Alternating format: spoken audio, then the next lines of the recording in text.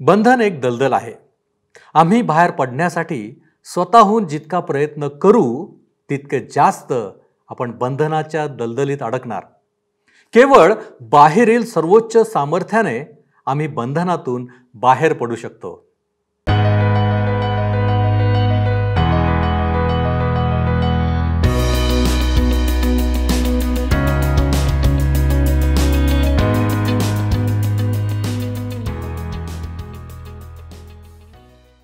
प्रिय बंधू आणि भगिनींनो, आपला तारणारा प्रभू येशू ख्रिस्त याच्या सामर्थ्यवान नावात आपणा सर्वांचे उपासना कार्यक्रमात हार्दिक स्वागत.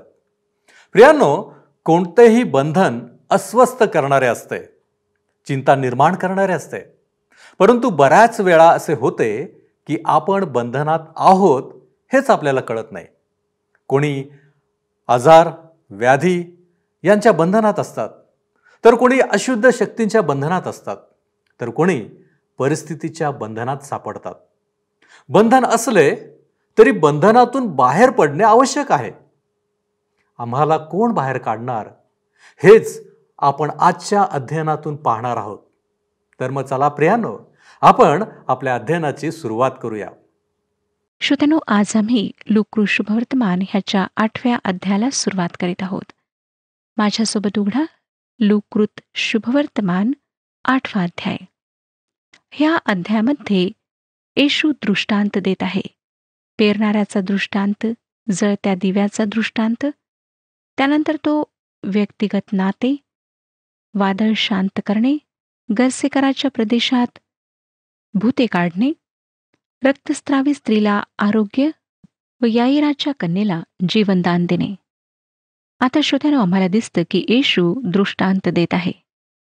आमच्या प्रभूने त्याची सेवा चालू ठेवली.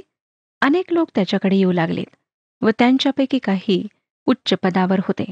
8वा अध्याय पहिली 3 वचने सांगतात, पुढे लवकरच असे झाले की तो उपदेश करीत व देवाच्या राज्याची सुवार्ता सांगत नगरोनगरी व गावोगावी फिरत होता.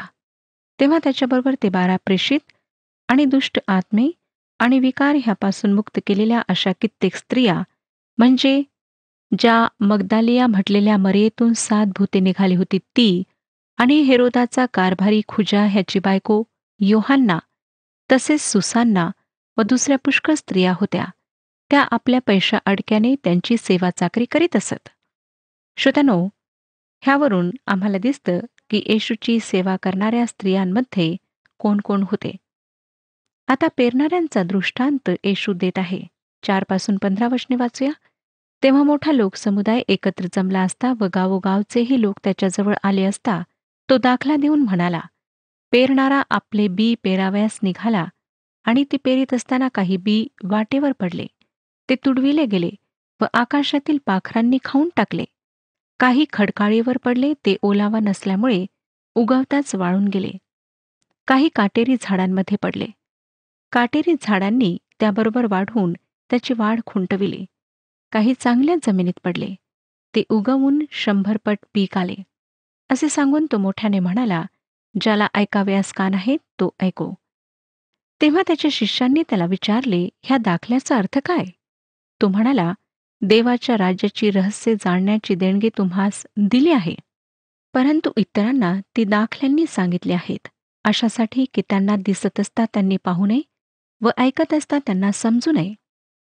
हा दाखला असा आहे, बी हे देवाचे वचन आहे. वाटेवर असलेले हे आहेत की ते ऐकतात, नंतर त्यांनी विश्वास ठेवू नये व त्यास तारणप्राप्ती होऊ नये म्हणून सैतान येऊन त्यांच्या अंतकरणातून वचन काढून घेतो.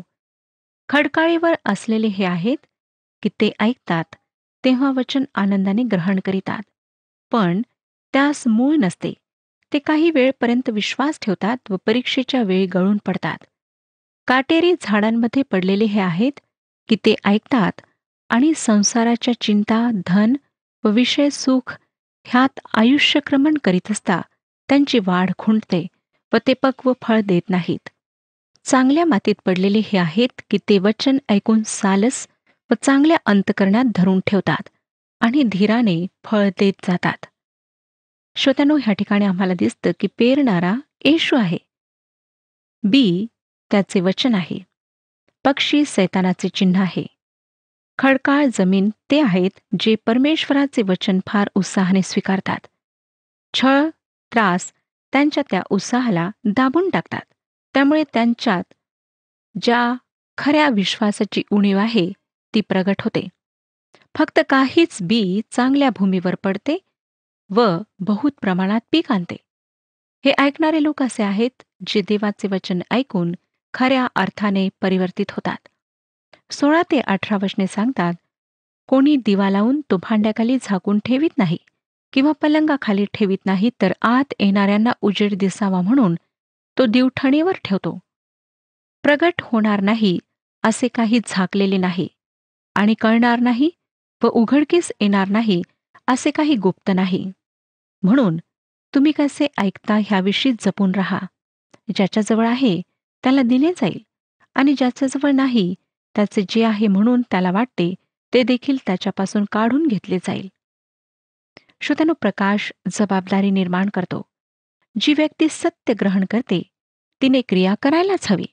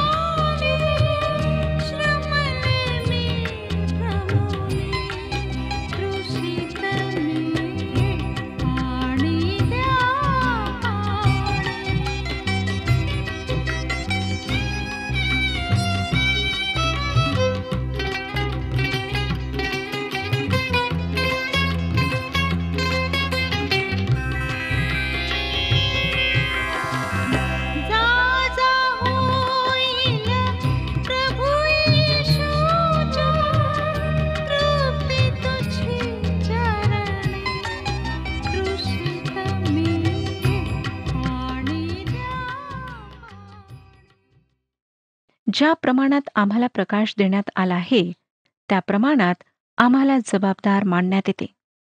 जोपर्यंत शुभवर्तमानाचा प्रकाश आमच्यापर्यंत पोहोचत नाही तोपर्यंत तुम्ही आणि मी अंधकारात असतो. पुष्कदा आम्हाला असं वाटतं की मानव त्याच्या दुर्बळतेमुळे किंवा अज्ञानामुळे पापी आहे. परंतु पॉल रोमकरासपत्र 1 अध्यायामध्ये फार स्पष्टपणे म्हणतो की देवाला ओळखून सुद्धा त्यांनी देव म्हणून त्याचे गौरव केले नाही किंवा त्याचे आभार मानले नाहीत. श्रोत्यानो, मानव स्वइच्छेने पापात पडणार आहे. ह्याच प्रकारचे पापी आम्ही आहोत व जो प्रकाश येतो तो जबाबदारी निर्माण करतो. ह्या हरवलेल्या जगात आम्ही येतो व प्रकाश जो ख्रिस्त आहे त्याला आम्ही स्वीकारत नाही. आम्ही हरवलेल्या अवस्थेतच राहतो. जो प्रकाश आम्हाला मिळाला आहे त्यासाठी आम्ही जबाबदार आहोत. आता वैयक्तिक व्यक्तिगत नात्याविषयी तो सांगत आहे. 19 ते 21 वचने पहा. त्याची आई व त्याचे भाऊ त्याच्याकडे आले, परंतु दाटीमुळे त्यास त्याच्याजवळ येता येईना. तेव्हा त्याला सांगण्यात आले की तुझी आई व तुझे भाऊ तुला भेटण्याच्या इच्छेने बाहेर उभे आहेत.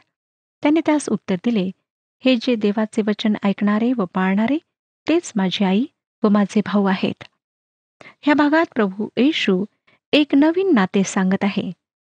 तो त्याचे कौटुंबिक नाते नाकारत नव्हता, परंतु एक स्थायी, अधिक सखोल व रक्तसंबंधापेक्षा अधिक मजबूत अशा नात्याला प्रगट करण्याची तो तयारी करीत होता.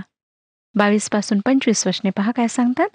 नंतर त्या दिवसात एकदा असे झाले की तो आपल्या शिष्यांसह मचव्यात गेला आणि आपण सरोवराच्या पलीकडे जाऊ असे त्यास म्हणाला.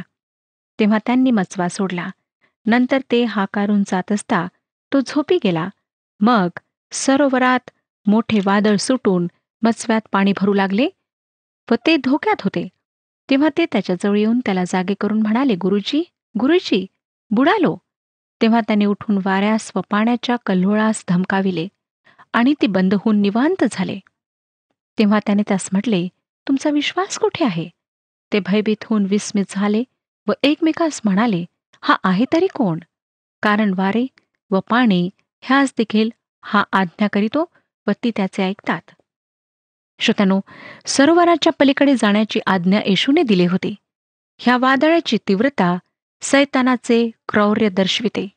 ह्या वादळाने येशूच्या झोपेत व्यत्यय आणला नाही, परंतु शिष्यांच्या वागणुकीने त्याच्या झोपेमध्ये व्यत्यय आणला.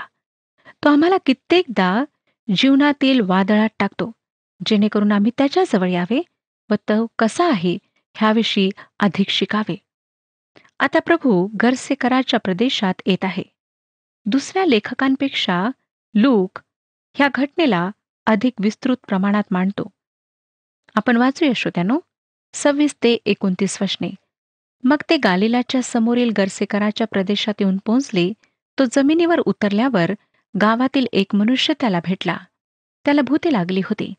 बराच काळपर्यंत तो वस्त्र म्हणून नेसला नव्हता आणि घरात न राहता तो कबरातून राहत असे. तो येशूला पाहून ओरडला व त्याच्या पुढे पडून मोठ्याने म्हणाला, हे येशू, परात्पर देवाच्या पुत्रा, तू मध्ये का पडतोस? मी तुला विनंती करीतो, मला पीडा देऊ नको. कारण तो त्या अशुद्ध आत्म्याला त्या माणसातून निघण्याची आज्ञा करीत होता.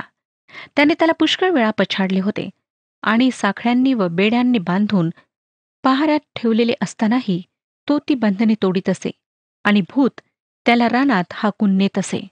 श्रोत्यानो, भूतांनी येशूला ओळखले. याकोब आम्हाला सांगतो, याकोबाचे पत्र 2 अध्याय आणि 19व्या वचनात, एकच देव आहे असा विश्वास तू धरतोस काय? ते बरे करीतोस. भूतेही तसाच विश्वास धरतात व थरथर कापतात. ह्या ठिकाणी आम्हाला दिसतं की भूतांनी येशूला तो परमेश्वराचा पुत्र आहे हे म्हणून ओळखले होते. काय म्हणतो? परात्पर देवाच्या पुत्रा. अशुद्ध आत्मे परमेश्वराचे शत्रू आहेत व त्यांचा न्याय होणार आहे. आता प्रश्न हा उठतो श्रोत्यांनो की अशुद्ध आत्मे आलेत कुठून? आम्ही दुराग्रही असू शकत नाही. ह्या भौतिक जगात असे काही आहे ज्याला आम्ही पाहू शकत नाही, ते म्हणजे अणू.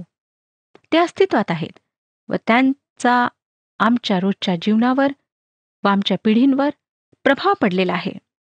तसेच आत्मिक जगात अशा काही गोष्टी आहेत ज्यांना आम्ही पाहू शकत नाही. स्वर्गदूत वास्तविक आहेत, परंतु आम्ही त्यांना पाहू शकत नाही. स्वर्गदूतांचे 2 वर्ग आहेत, जे देवासोबत आहेत व देवाची सेवा करतात, आणि दुसरे आहेत सैतानासोबत, जे सुरुवातीला पडले होते. अशुद्ध आत्मे मानवाला अशा प्रकारे नियंत्रित करतात की त्याने जे करायला हवे ते करू नये. श्रोत्यानो, हे अशुद्ध आत्मे लोकांना फार भयंकर व भीतीदायक कृत्य करण्याकरिता प्रवृत्त करतात. आत्म्याचा नाश होईल अशा प्रकारचे कृत्य करण्याकरिता हे कारणीभूत ठरतात. माता आपल्या लेकरांना मारण्याकरिता, पती पत्नीला मारण्याकरिता, लेकरे आपल्या मातापित्यांना मारण्याकरिता प्रवृत्त होतात. निरर्थक गोष्टी लोक करतात व त्यांना कळत नाही की ते हे सर्व का करीत आहेत. मानवजातीला ह्या सर्वांबद्दल दोषी ठरविले जाते, परंतु अशुद्ध आत्मे ह्यामागे प्रमुख कारण आहे. आता 30 ते 33 वचने वाचूया. 8 अध्याय 30 पासून 33 वचने. येशूने त्याला विचारले, तुझे नाव काय? त्याने म्हटले, सैन्य, कारण त्याच्यामध्ये पुष्कळ भूते शिरली होती. ती त्याला विनंती करीत होती की आम्हास अगाध कूपात जाण्याची आज्ञा करू नको. तेथे डुकरांचा मोठा कळप डोंगरात चरत होता. त्यात आम्हास जाऊ दे, अशी त्यांनी त्याला विनंती केली. मग त्याने त्यात जाऊ दिले. तेव्हा भूते त्या माणसातून निघून त्या डुकरात शिरली आणि तो कळप धडक धावत जाऊन कड्यावरून सरोवरात पडला आणि गुदमरून मेला. श्रोत्यानो, हा माणूस एका अशुद्ध आत्म्याने नाही, परंतु संपूर्ण सैन्याने ग्रसित होता. एक संपूर्ण सेना त्याच्या शरीरात होती. एक मोठा जमाव जणू त्याच्यात होता. ते अगाध कूपात जाण्यास इच्छुक नव्हते. अगाध कूपातच दुसरे पडलेले दूत तुरुंगात पडलेले आहेत. यहुदाचे पत्र 6व्या वचनामध्ये लिहिले आहे. यहुदाचे पत्र 6वे वचन. आणि ज्या देवदूतांनी आपले अधिकार पद न राखता आपले वसतिस्थान सोडले, त्यास त्याने निरंतरच्या बंधनात निबिड काळोखामध्ये महान दिवसाच्या न्यायाकरिता राखून ठेवले. अशुद्ध आत्मे त्या व्यक्तीच्या शरीरात वास करू पाहतात. जेव्हा अशुद्ध आत्म्याला काढण्यात येते तेव्हा तो भटकत राहतो व पुन्हा त्याच व्यक्तीच्या शरीरात प्रवेश करण्याचा प्रयत्न करतो. आणि श्रोत्यानो, जर प्रवेश न मिळाला तर दुसऱ्या व्यक्तीत प्रवेश करतो. तो शरीराशिवाय राहणे पसंत करीत नाही. लक्षात घ्या की डुकरांनी अशुद्ध आत्म्याला शरीरात ठेवून जिवंत राहण्यापेक्षा मरण पत्करले. आता 34 पासून 36 वचने पहा काय म्हणतात. मग ती चारणारी माणसे हे झालेले पाहून पळाली आणि त्यांनी गावात व शेतमळात जाऊन हे वर्तमान सांगितले. तेव्हा जे झाले ते पाहण्यास लोक निघाले आणि येशूकडे आल्यावर ज्या माणसातून भूते निघाली होती तो येशूच्या पायाजवळ बसलेला, वस्त्र नेसलेला व शुद्धीवर असलेला त्यांना आढळला. तेव्हा त्यांना भीती वाटली. ज्यांनी ते पाहिले होते त्यांनी तो भूतग्रस्त कसा बरा झाला हे त्यास सांगितले. ह्या माणसात चमत्कारिक परिवर्तन झालेले आम्हाला आढळते. फक्त ख्रिस्त सैतानाच्या शक्तीपासून, बंधनापासून सोडवू शकतो. आमच्या दिवसात सुद्धा श्रोत्यांनो, आम्ही पाहतो की भूताटकी फार जोमाने डोकेवर काढीत आहे. हे एक फार विद्रूप आणि भीतीदायक आहे आणि ह्याकरिता आम्हाला परमेश्वराची मदत घ्यायची आहे.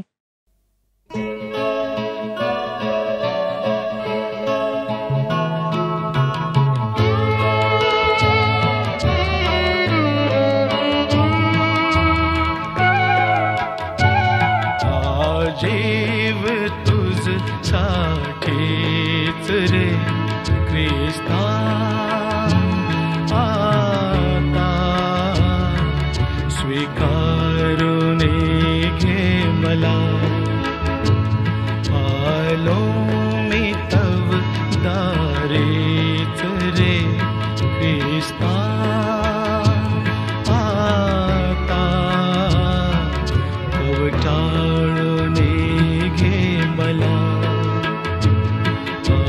जीव तुझ साठीच रे.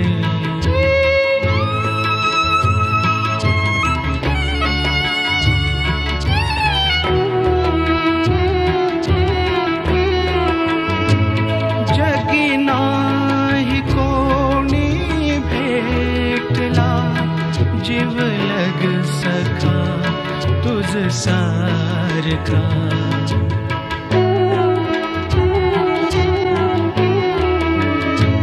जगी नाही कोणी भेटला जीवलग सखा तुझ सारखा.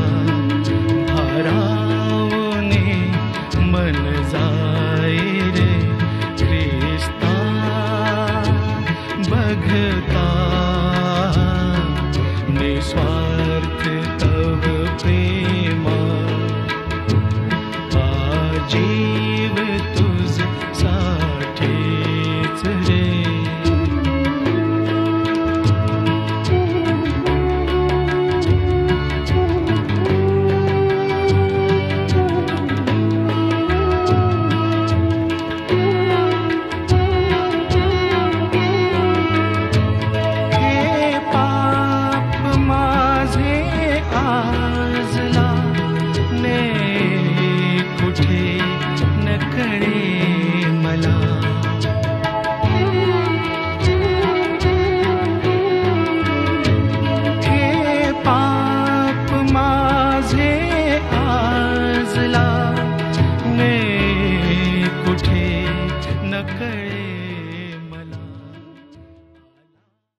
पुढे 37 ते 40 वचने सांगतात, तेव्हा गरसे कराच्या चहूकडल्या प्रांतातील सर्व लोकांनी त्याला आपल्या येथून निघून जाण्याची विनंती केली, कारण ते फार घाबरले होते.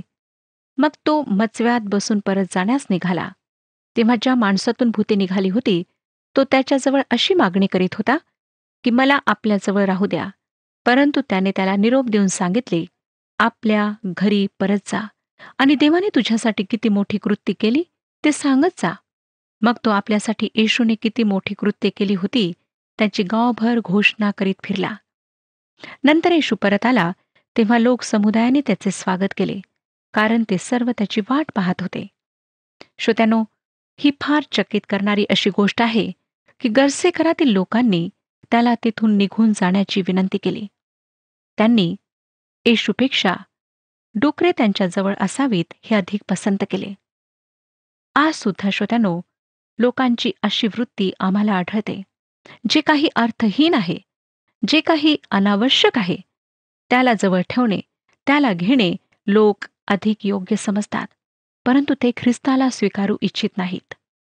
जेव्हा येशू गालिल समुद्राच्या दुसऱ्या बाजूला परतला, तेव्हा त्याच्या भोवती पुन्हा गर्दी जमा झाली. त्या जमावात 2 फार असहाय्य लोक आम्हाला आढळतात. 41 ते 44 वचने वाचूया.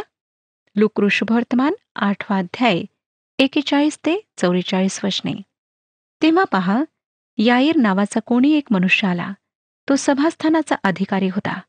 त्याने येशूच्या पाया पडून त्याला आपल्या घरी येण्याची विनंती केली, कारण त्याला सुमारे 12 वर्षाची एकुलती एक मुलगी होती. ती मरणास टेकली होती. मग तो जात असता लोक समुदाय त्याच्या भोवती गर्दी करीत होता. तेव्हा 12 वर्षे रक्तस्राव होत असलेली व कोणालाही बरी न करता आलेली अशी कोणी एक स्त्री त्याच्या पाठीमागे येऊन त्याच्या वस्त्राच्या गोंड्याला शिवली आणि लगेच तिचा रक्तस्राव थांबला. श्रोत्यानो, याईर त्याच्या मुलीला येशूने बरे करावे म्हणून आला होता, तिला जिवंत करावे म्हणून नाही. त्याचा विश्वास फार संकुचित होता, पण त्याची गरज निकडीची होती. जेव्हा येशू त्याच्याशी बोलत होता, तेव्हाच रक्तस्राव असलेली स्त्री मधात आली. ही स्त्री 12 वर्षापासून ह्या आजाराने पीडित होती. याईराची कन्या 12 वर्षाची होती. 12 वर्षाचा अंधकार समाप्त होत होता आणि 12 वर्षाचा प्रकाश मंदावत होता. 45 ते 48 वचने सांगतात, पण येशू म्हणाला, मला कोणी स्पर्श केला? तेव्हा सर्वजण मी नाही असे म्हणत असता पेत्र व त्याचे सोबती म्हणाले, गुरुजी, लोकसमुदाय तुम्हाला दाटी करून चेंगरीत आहेत. पण येशू म्हणाला, कोणीतरी मला स्पर्श केलाच, कारण माझ्यातून शक्ती निघाली हे मला समजले आहे. मग आपण गुप्त राहिलो नाही असे पाहून ती स्त्री कापत कापत पुढे आली व त्याच्या पाया पडून आपण कोणत्या कारणाकरिता त्याला शिवलो व कसे तत्काळ बरे झालो हे तिने सर्व लोकांच्या समक्ष निवेदन केले. तेव्हा तो तिला म्हणाला, मुली, तुझ्या विश्वासाने तुला बरे केले आहे, शांतीने जा. येशूने त्या स्त्रीला स्पर्श केला नाही, परंतु त्या स्त्रीने पाठीमागून येऊन त्याच्या वस्त्राला स्पर्श केला आणि तिला आरोग्य प्राप्त झाले. श्रोत्यानो, खरोखर ह्या स्त्रीचा विश्वास वाखाणण्याजोगा आहे. नंतर 49 ते 51 वचने सांगतात, तो बोलत आहे इतक्यात सभास्थानाच्या अधिकाऱ्याच्या येथून कोणी येऊन त्याला सांगितले, तुमची मुलगी मरण पावली आहे, आता गुरुजीला श्रम देऊ नका. ते ऐकून येशू त्याला म्हणाला, भिवू नका, विश्वास मात्र धरा, म्हणजे ती बरी होईल. नंतर त्या घरी आल्यावर त्याने पेत्र, योहान, याकोब व मुलीचे आईबाप ह्यांच्याशिवाय आपणाबरोबर कोणाला आत येऊ दिले नाही. श्रोत्यानो, त्याने त्या मुलीला ह्या त्रासाने भरलेल्या जगात तिच्या आईवडिलांमुळे आणले, तिच्यामुळे नाही. त्यांचा विश्वास दांडगा होता. आज अशा विश्वासाची आम्हातील प्रत्येकाला गरज आहे. नंतर पुढे 52 पासून 56 वचने आपण वाचूया. तिच्यासाठी सर्वजण रडत व शोक करीत होते, पण तो म्हणाला, रडू नका, कारण ती मेली नाही, झोप येत आहे. तरी ती मेली आहे हे ठाऊक असल्यामुळे ते त्याला हसू लागले. मग त्याने तिच्या हाताला धरून, मुली, उठ, असे मोठ्याने म्हटले. तेव्हा तिचा आत्मा परत आला व ती तत्काळ उठली. मग तिला खावयास द्यावे म्हणून त्याने आज्ञा केली. तेव्हा तिचे आईबाप थक्क झाले पण ही घडलेली गोष्ट कोणाला सांगू नका, अशी त्याने त्यास निक्षून आज्ञा केली. श्रोत्यानो, मृतांना जिवंत करण्याची पद्धत जी येशू ख्रिस्ताने अवलंबली ती नेहमीच एकसारखी असे. तो त्यांना आवाज देत असे आणि ते त्याचा आवाज ऐकत असत. पुन्हा आमचा प्रभू हे प्रदर्शित करतो की तो निश्चितच परमेश्वर आहे आणि आम्हाला त्याच्यावर विश्वास ठेवण्याची आवश्यकता आहे. मला माहीत नाही श्रोत्यानो की आज आपला त्याच्यावर किती विश्वास आहे. कदाचित आपणापैकी काही लोक असे असतील की त्यांनी येशू ख्रिस्ताविषयी बरेच काही ऐकले आहे, परंतु अजूनही त्याच्यावर तारणारा म्हणून विश्वास ठेवलेला नाही. आज परमेश्वर आपणाला संधी देत आहे. त्याची इच्छा आहे की आपण त्याच्यावर विश्वास ठेवावा आणि त्याला आपला व्यक्तिगत तारणारा म्हणून स्वीकारावे. तो तुमची वाट पाहत आहे. जर आज परमेश्वर आपणाशी बोललेला आहे तर हा निर्णय घेण्याकरिता वेळ घालवू नका. त्वरित निर्णय घ्या, कारण श्रोत्यांनो, दिवस फार वाईट आहेत. आज आम्हाला आमच्या आत्मिक जीवनाविषयी जागृत व्हायचं आहे. जेव्हा परमेश्वर आपणाशी बोललेला आहे तेव्हा ह्या बाबतीत गंभीरपणे विचार करा. परमेश्वर आपणा सर्वांस आशीर्वाद देव आणि ह्या विषयात आपले मार्गदर्शन करो.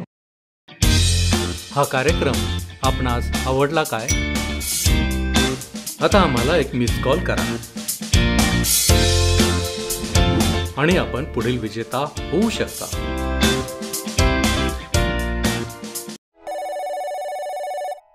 प्रियानो, होय, हे खरे आहे की बंधनातून बाहेर पडण्यासाठी विश्वास आणि बाहेर काढणारा सामर्थ्यवान ज्याच्याकडे सर्व अधिकार आहेत असं कोणी असावा लागतो. आजच्या अध्ययनातून आपण हे ओळखले आहे की हे सर्व अधिकार येशूकडे आहेत.